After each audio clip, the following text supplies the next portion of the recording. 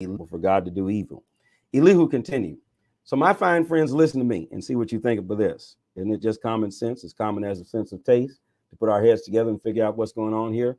We all heard Job say, I'm in the right, but God won't give me a fair trial. When I defend myself, I'm called a liar to my face. I've done nothing wrong and I get punished anyway. Anyways, have you ever heard anything to beat this? Does nothing faze this man, Job? Do you think he spent too much time in bad company, hanging out with the wrong crowd so that now he's parroting their line? It doesn't pay to try to please God. Your veterans are dealing with these matters. Certainly we're of one mind. It's impossible for God to do anything evil. No way can the mighty one do wrong. He makes us pay for exactly what we've done, no more, no less. Our chickens always come home to roost. It's impossible for God to do anything wicked, for the mighty one to subvert justice. He's the one who runs the earth. He cradles the whole world in his hand. If he decided to hold his breath, every man, woman, and child would die for lack of air. God is working behind the scenes. So, Job, use your head. This is all pretty obvious. Can someone who hates order keep order? Do you dare condemn the righteous, mighty God? Doesn't God always tell it like it is, exposing corrupt rulers as scoundrels and criminals? Does he play favorites with the rich and famous and slight the poor? Isn't he equally responsible to everybody? Don't people who deserve it die without notice? Don't wicked rulers tumble to their doom when the so-called great ones are wiped out? We know God is working behind the scenes. He has his eye on every man and woman. He doesn't miss a trick. There's no night dark enough, no shadow deep enough to hide those who do evil. God doesn't need to gather any more evidence. Their sin is open and shut case. He deposes the so-called high and mighty without asking questions and replaces them at once with others. Nobody gets by with anything overnight. Judgment is signed, sealed, and delivered. He punishes the wicked for their wickedness out in the open where everyone can see it because they quit following him. No longer even though thought about him or his ways. Their apostasy was announced by the cry of the poor. The cry of the afflicted got God's attention because you refuse to live in God's terms. If God is silent, what's that to you? If he turns his face away, what can you do about it? But whether silent or hidden, he's there ruling so that those who hate God won't take over and ruin people's lives. So why don't you simply confess to God? Say, I sin, but I'll sin no more. Teach me what to see, what I still don't see. Whatever evil I've done, I'll do it no more. Just because you refuse to live on God's terms, do you think he should start living on your term, yours? You choose. I can't do it for you. Tell me what you decide. All right, thinking people say, and the wise who have listened to me concur. Job is an ignoramus. He talks utter nonsense. Job, you need to be pushed to the wall and called to account for wickedly talking back to God the way you have. You compounded your original sin by rebelling against God's discipline, defiantly shaking your fist at God, piling up indictments against the Almighty One. Job chapter 35, Elihu's third speech, when God makes creation a classroom. Elihu lit into Job again. Does this kind of thing make any sense? First, you say, I'm perfectly innocent before God, and then you say it doesn't make a difference whether I've sinned or not. Well, I'm going to show you that you don't know what you're talking about, neither you nor your friends. Look up at the sky. Take a long, hard look. See those clouds towering above you? If you sin, what difference could that make to God? No matter how much you sin, will it matter to him? Even if you're good, what would God get out of that? Do you think he's dependent on your accomplishments? The only ones who care about whether you're good or bad are your family and friends and neighbors. God's not dependent on your behavior. When times get bad, people cry out for help. They cry for relief from being kicked around, but never give God a thought when things go well. When God puts spontaneous songs in their hearts, when God sets out the entire creation as a science classroom using birds and beasts to teach wisdom, people are arrogantly indifferent to God until, of course, they're in trouble, and then God is indifferent to them. There's nothing behind such prayers except panic. The Almighty pays him no mind, so why would he notice you just because you're tired of waiting to be heard or waiting for him to get good and angry and do something about the world's problems? Job, you talk sheer nonsense, nonstop nonsense. Job chapter 36, those who learn from their suffering. Here Elihu took a deep breath, but kept going. Stay with me a little longer. I'll convince you. There's still more to be said on God's side. I learned all this firsthand from the source. Everything I know about justice, I owe to my maker himself. Trust me, I'm giving you undiluted truth. Believe me, I know these things inside and out. It's true that God is all powerful, but he doesn't bully innocent people. For the wicked, though, it's a different story. He doesn't give them the time of day, but champions the right of their victims. He never takes his eye off the righteous. He honors them lavishly, promotes them endlessly when things go badly. When affliction and suffering descend, God tells them what they've done wrong, shows them how their pride has caused their trouble. He forces them to heed his warning, tell them that they must repent of their bad life if they obey and serve him. They'll have a good long life on easy street, but if they disobey, they'll be cut down in their prime and never know the first thing about life.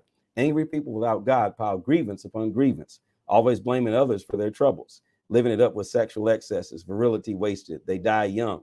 Those who learn from their suffering, God delivers from their suffering. Obsessed with putting blame on God. Oh, Job, don't you see how God's wooing you from the jaws of danger? How he's drawing you into wide open places, inviting you to feast at a table laden with blessings. And here you are, laden with the guilt of the wicked, obsessed with putting the blame on God. Don't let your great riches mislead you. Don't think you can bribe your way out of this. Did you plan to buy your way out of this? Not on your life. And don't think that night when people sleep off their troubles will bring any relief. Above all, don't make things worse with more evil. That's what's behind your suffering as it is. Do you have any idea how powerful God is? Have you ever heard of a teacher like him? Has anyone ever had to tell him what to do or correct him, saying you did all that all wrong? Remember then to praise his workmanship, which is so often celebrated in song. Everybody sees it. Nobody's too far away to see it. No one can escape from God. Take a long, hard look. See how great he is. Infinite, greater than anything you could ever imagine or figure out. He pulls water up out of the sea, distills and fills up his rain cloud cistern. Then skies are opened up and pour out soaking showers on everyone. Does anyone have the slightest idea how this happens? How he arranges the clouds, how he speaks in thunder?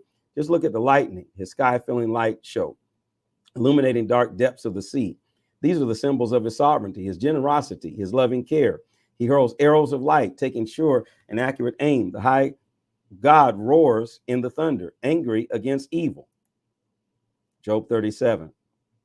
Whenever this happens, my heart stops. I'm stunned. I can't catch my breath. Listen to it. Listen to his thunder, the rolling, rumbling thunder of his voice. He lets loose his lightnings from horizon to horizon, lighting up the earth from pole to pole. In their wake, the thunder echoes his voice, powerful and majestic.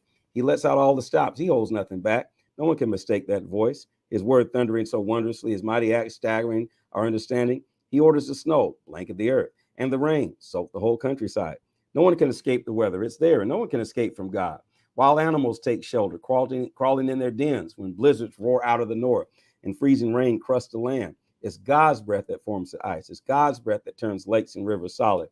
And yes, it's God who fills the clouds with rainwater and hurls lightning from them every which way. He puts them through their paces, first this way, then that. Commands them to do what he says all over the world, whether for discipline or grace or extravagant love. He makes sure that they make their mark. A terrible beauty streams from God. Job, are you listening? Have you noticed all this? Stop in your tracks, taking God's miracle wonders. Do you have any idea how God does it all? How he makes bright lightning from dark storms, how he piles up the cumulus clouds, all these miracle wonders of a perfect mind. Why don't you even know how to keep cool on a sweltering hot day? So how could you even dream about making a dent in that hot tin roof sky? If you're smart, give us a lesson on how to address God. We're in the dark and can't figure it out. Do you think I'm dumb enough to challenge God? Wouldn't that be just asking for trouble? No one in his right mind stares straight up at the sky on a clear and cloudless day. His gold comes from the northern mountains, so a terrible beauty streams from God. Mighty God, far beyond our reach, unsurpassable in power and justice. So it's unthinkable that he treat anyone unfairly. So bow to him in deep reverence, one and all. If you're wise, you'll most certainly worship him. Job 38, God confronts God. Here we go. Have you gotten to the bottom of things? And now, finally, God answered Job from the eye of a violent storm. He said, why do you confuse the issue? Why do you talk without knowing what you're talking about? Pull yourself together, Job. Up on your feet. Stand tall. I have some questions for you, and I want some straight answers. Where were you when I created the earth? Tell me, since you know so much. Who decided on its size? Certainly you'll know that. Who came up with the blueprints and the measurements? How was its foundation poured? And who set the cornerstone while the morning stars sang in chorus and all the angels shouted praise? Who took charge of the ocean when it gushed forth like a baby from the womb? That was me. I wrapped it in soft clouds and tucked it in safely at night. Then I made a playpen for it, a strong playpen, so it couldn't run loose, and said, stay here. This is your place. Your wild tantrums are confined to this place. And have you ever ordered morning, get up, or told dawn, get to work, so you could seize earth like a blanket and shake out the wicked like cockroaches?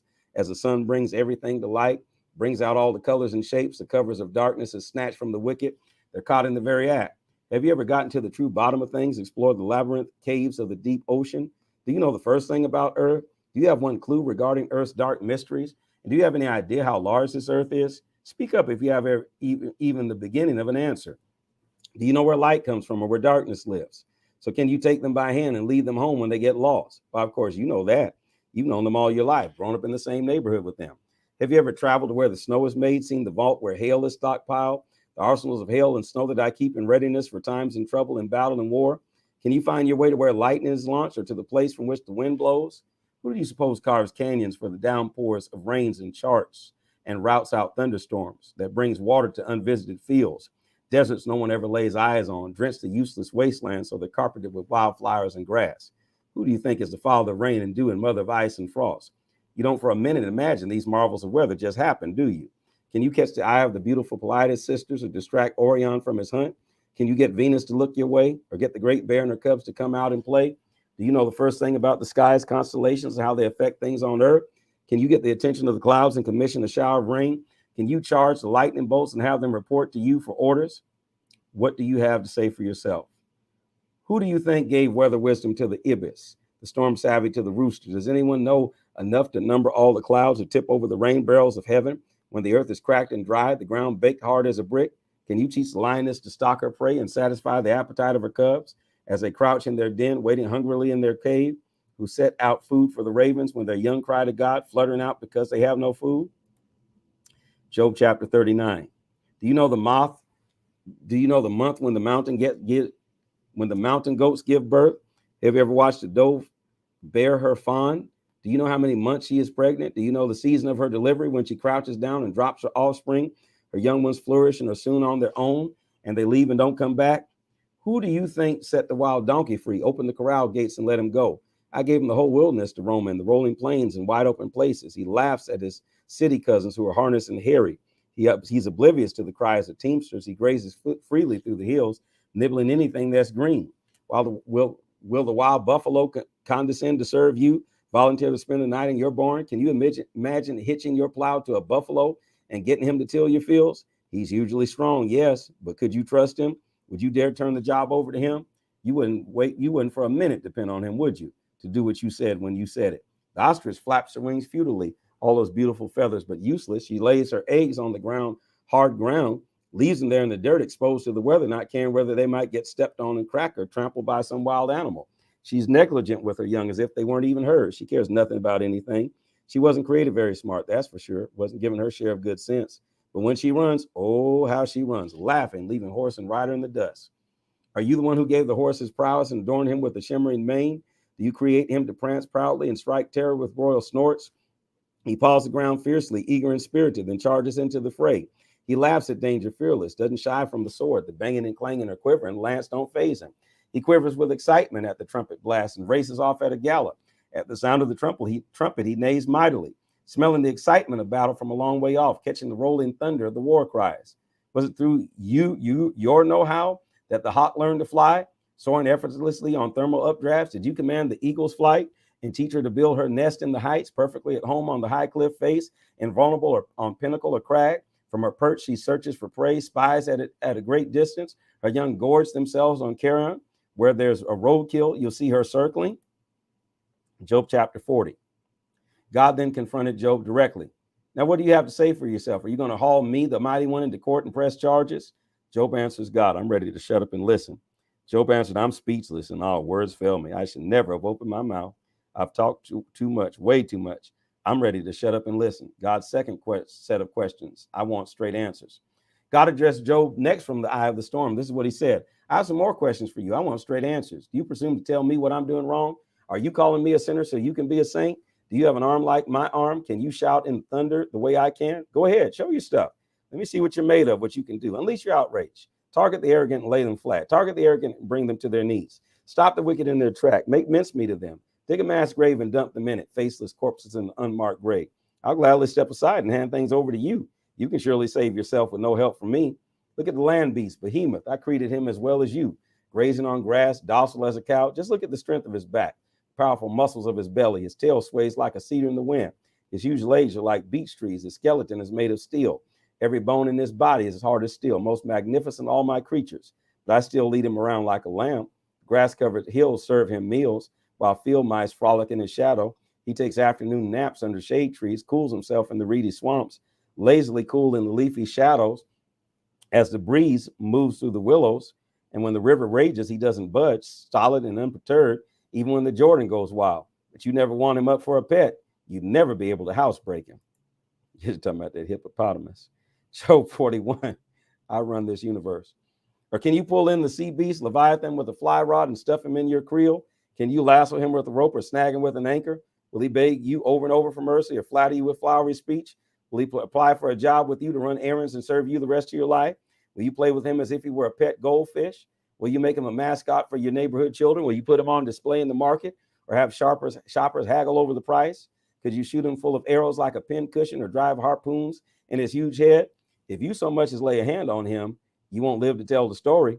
What hope would you have with such a creature? Why would one look at him would do you in? If you can't hold your own against his glaring visage, how then do you expect to stand up to me? Who could confront me and get by with it? I'm in charge of all this. I run this universe. But I have more to say to you about Leviathan, the sea beast, his enormous bulk, his beautiful shape. Who would even dream of piercing that tough skin or putting those jaws into bit and bridle? Or who would dare knock at the door of his mouth filled with row upon row of fierce teeth? His pride invincible. Nothing can make a dent in that pride. Nothing can get through that proud skin, impervious to weapons and weather. The thickest and toughest hides impenetrable. He snorts and worlds light up with fire. He blinks and dawn breaks. Comets pour out of his mouth. Fireworks arc and branch. Smoke erupts from his nostrils sounds like a dragon. Like steam from a boiling pot, he blows and fires blaze. Flames of fire stream from his mouth. All muscly is sheer and seamless muscle. To meet him is a dance with death, sinewy and lithe. And there's not a soft spot in his entire body. As tough as inside out, rock hard and vulnerable. Even angels run for cover when he surfaces. Wow. Cowering before his tail, thrashing turbulence. Javelins bounce harmlessly off his hide. Harpoons ricochet wildly. Iron bars are so much as straw to him. Bronze weapons beneath notice. Arrows don't even make him blink. Bullets make no impression than raindrops. A battle axe is nothing but a splinter of a kindling. He treats a brandishing harpoon as a joke. His belly is armor-plated, inexplorable, unstoppable as a barge. He roils deep ocean the way you'd boil water. He whips the sea like you'd whip an egg into batter. With a luminous tail stretching out behind him, you might think the ocean had grown a gray beard. There's nothing on this earth quite like him. Not an ounce of fear in that creature. He surveys all the high and mighty, king of the ocean, king of the deep. That sounds like a dragon. Job 42, Job worships God. I babble on about things far beyond me. Job answered God, I'm convinced you can do anything and everything. Nothing and no one can upset your plans. You ask, who is this muddying the water, ignorantly confusing the issue, second guessing my purpose? I admit it. I was the one. I babbled on about things far beyond me, made small talks about wonders over my head. You told me, listen and let me do the talking. Let me ask the questions. You give the answers. I admit I once lived by rumors of you. Now I have it all firsthand from my own eyes and ears. I'm sorry. Forgive me. I'll never do that again. I promise I'll never again live on crusts of hearsay, crumbs of rumor. God restores Job. I will accept his prayer. After God had finished addressing Job, he turned to Eliphaz Temanite and said, I've had it with you and your two friends. I'm fed up. You haven't been honest either with me or about me, not the way my friend Job has. So here's what you must do. Take 7 bulls and 7 rams. Go to my friend Job. Sacrifice a burnt offering on your own behalf. My friend Job will pray for you, and I will accept his prayer. He will ask me not to treat you as you deserve for talking nonsense about me and for not being honest with me as he has. They did it. Eliphaz the Temanite, Bildad the Shuhite, and so for the Namathite did what God commanded, and God accepted Job's prayer. After Job had interceded for his friends, God restored his fortune and then doubled it. All his brothers and sisters and friends came to his house and celebrated. They told him how sorry they were and consoled him for all the trouble God had brought him. Each of them brought generous housewarming gifts. God blessed Job's later life even more than his earlier life. He ended up with 14,000 sheep, 6,000 camels, 1,000 teams of oxen, 1,000 donkeys. He also had 7 sons and 3 daughters. He named the first daughter Dove, the second Cinnamon, and the third Dark Eyes. There was not a woman in that country as beautiful as Job's daughters. Their father treated them as equals with their brothers, providing the same inheritance. Job lived on another 140 years, living to see his children and grandchildren, 4 generations of them. Then he died, an old man of full life.